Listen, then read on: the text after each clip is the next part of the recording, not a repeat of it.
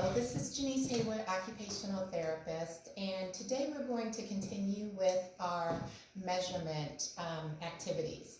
So this is a two-part section. We will be working on cutting out different shapes using the measurements, using a ruler, and then the next activity that we will do will focus on using those shapes that we've cut out to create a castle. And so let's begin. The tools that you'll need is you'll need a ruler, you'll need either marker or a writing utensil, and you will also need a pair of scissors. For the next activity, you'll also need glue, and then you'll need 1 or 2 sheets of paper so that you can cut the items out.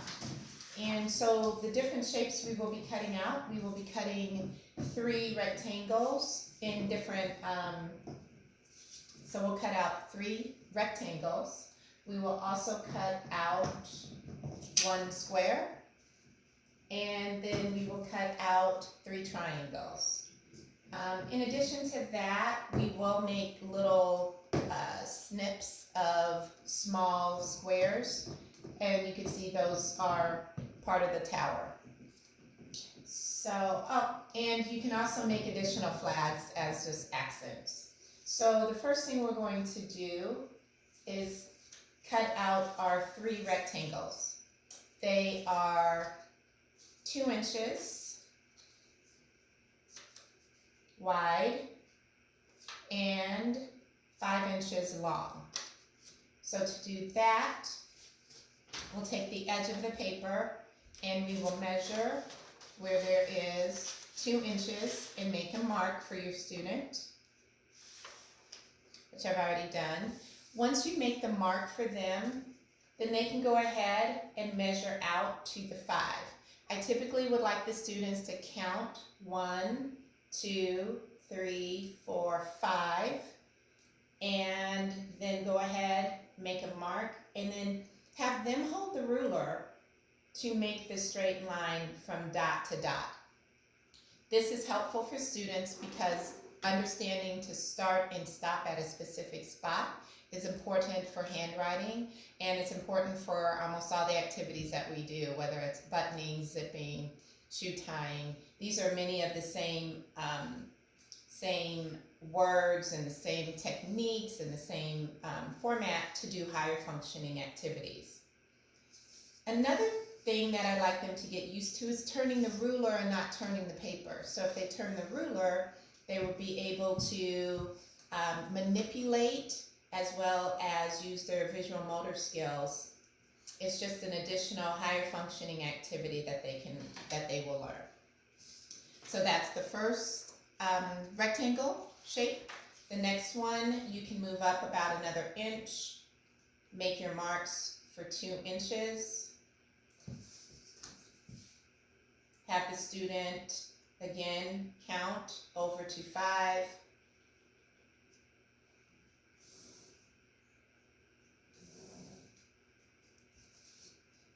Again, at the top, count over to 5.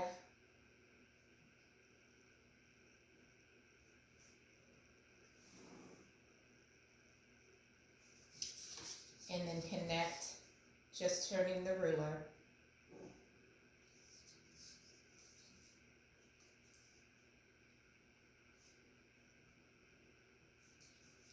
And we'll do the third rectangle, 2 inches.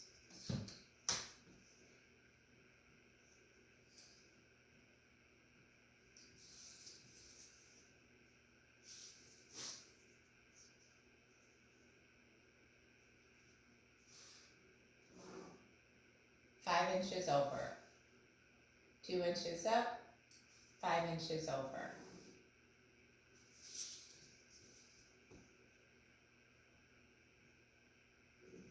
It's up to you. You can either cut the rectangles out now, or you could go ahead and continue to make the squares. You could pause and then cut. If you'd like to take a break, I did want to build in some breaks on this because it is repetitive. I'm going to continue and cut the square out next, but you could definitely pause and take a break. So now for the 3-inch square, so now we have these 3 done, we're going to make a 3-inch square. Again, I'm going to use the edge that we already have completed. So we will go this way. And mark off 3 inches.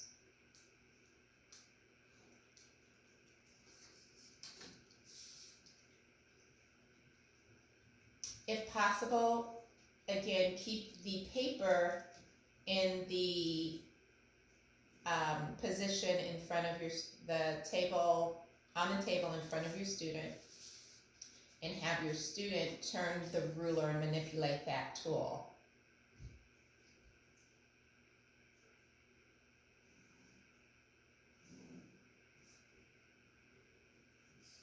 So now we have the 3 rectangles, the 3-inch square, and we'll move to the 2-inch triangles. These sit up on top of the towers, the 3 towers. To make it easier for the triangle, I do go ahead and once I make the 2-inch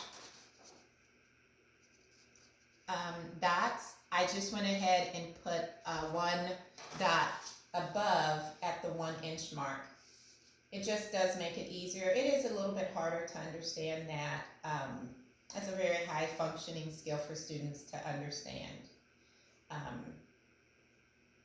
to measure in mid-air. So I go ahead and give them that support, and then they can use the ruler to connect the dots.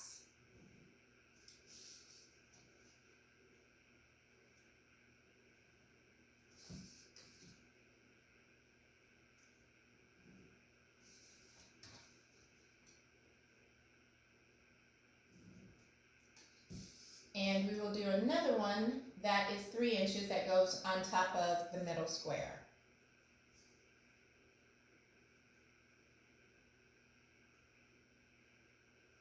And just so they're all the same height, again,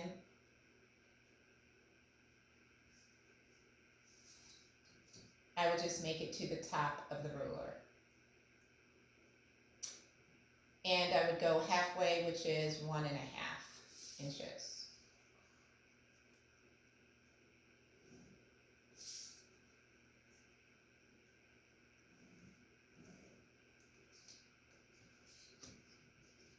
So we have our 3 rectangles, we have our square, and our 3 triangles. The last piece is this strip of paper, which is approximately 1/2 inch wide.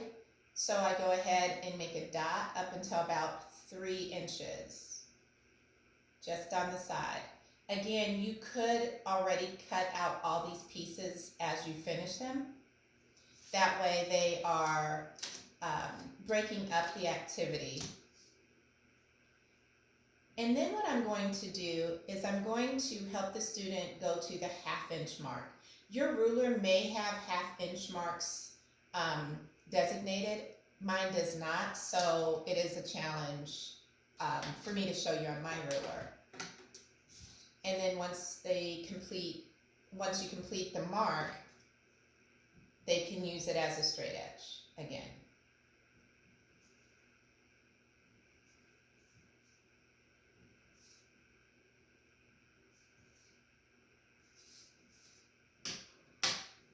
So this is what the paper would look like if you go ahead and do it all at once.